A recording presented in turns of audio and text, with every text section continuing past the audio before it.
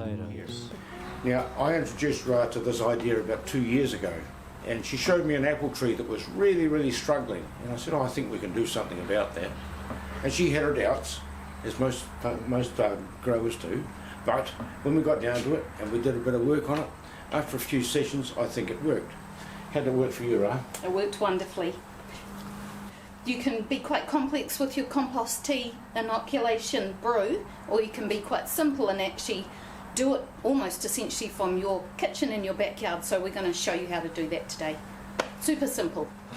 We've got some filtered water, so you don't want to use tap water, and if you only do have tap water, you must bubble it for a couple of hours to get rid of the chlorine from the water, because the chlorine will kill your organisms. Yeah. So what we're trying to do is we're trying to grow a whole lot of life in this brew. This is a life-filled tea. If you've got rainwater, that's good too. What we do is we just start with a 20-litre bucket in which we've put a little heater and some little bubblers. And this is just a simple aquarium bubbler. You can buy them at your local pet shop. Yep, and the heater's from an aquarium heater too. Yep. Yep, straight out of the cupboard we've got molasses or sugar. Simple. And some environmental fertiliser food. It's certified BioGrow, so you can use it with confidence if you're being organic. And it'll just take a couple of handfuls of that to give it some lots and lots of food to go with.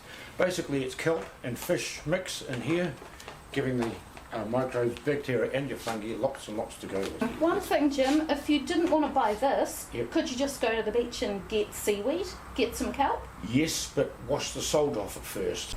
So Ra's just going to take a handful or two in here, just for your compost tea. This compost was made just out of stuff that just comes out of our own home garden. See these white spots here?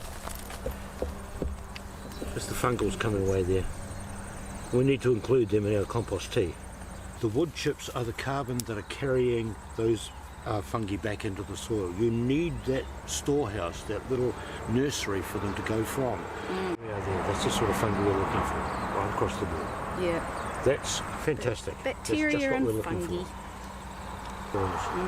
So here's our little goodie bag. Little goodies bag.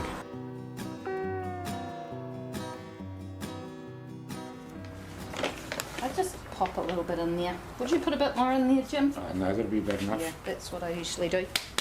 Depends on the size of your hand, you see. It's all about the size of your hand. We're not too specific with our exactitudes, although we want to make sure that we have enough for all of the life that's going to grow in there. Needs to be able to have enough food. We don't want anyone starving to death before the time comes. So we've got our goodies there, and then Pop in the water. we've got our sugar. The fungus is particularly keen on lovely sugary things, so you can just use plain sugar or Bit molasses. to hide. Schminze. Good gurgle. And then we can turn her on. So the reason that we use a bubbler is to make sure that we're creating aerobic life, not anaerobic. If we want to be breeding healthy stuff that smells good. So then we leave this for 19 to 24 hours.